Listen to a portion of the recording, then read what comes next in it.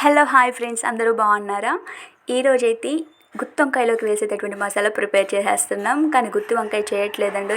అసలు ఏ వంటకి మసాలా ప్రిపేర్ చేస్తున్నాం అనేది మీరు వీడియో స్కిప్ చేయకుండా చూస్తేనే మీకు అర్థమవుతుంది.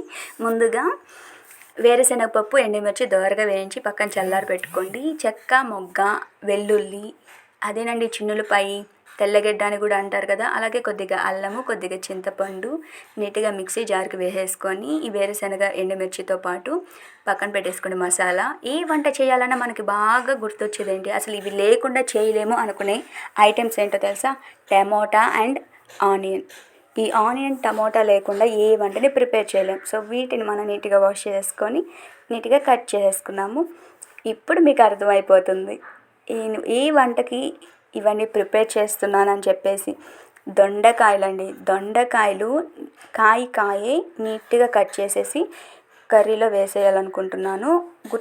వంకాయని మనం గుత్తొంకాయ చేసుకోగలమా, దొండకాయని చేసుకోగలమా? ఇదే మసాలాతో మనం దొండకాయని కూడా నీట్గా ప్రిపేర్ చేసుకోవచ్చు.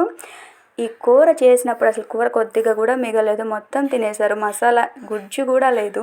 అయితే దొండకాయలకి జిగటగా ఉంటుంది పైన. ఇవి ఒక గంట సేపటి వరకు వాటర్లో వాష్ చేసి అంటే నానబెట్టి ఆ తర్వాత నీట్గా కడిగి అప్పుడు మనం కట్ చేయాల్సి ఉంటుంది. సో ఇప్పటి వరకు నా సబ్స్క్రైబర్స్ అందరికీ చాలా చాలా థ్యాంక్స్.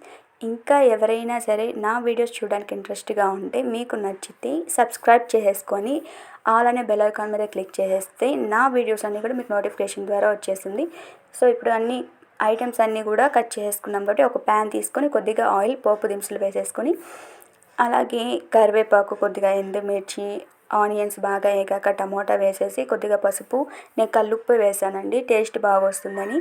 అవి బాగా మగ్గాక ఈ దొండకాయలు వేసేసి బాగా మగ్గనివ్వాలి. మగ్గనిచ్చిన తర్వాత ఈ మసాలా వేసేసి కొద్దిగా కారం, కొద్దిగా వాటర్ వేసేసి బాగా కూర మరిగేంత వరకు ఉంచితే సరిపోతుంది. సో నా వీడియో చూసే ప్రతి వీడియో డిస్క్రిప్షన్లో రిమైనింగ్ వీడియోస్ లింక్స్ అనేవి ఉంటాయి, చూసేయండి.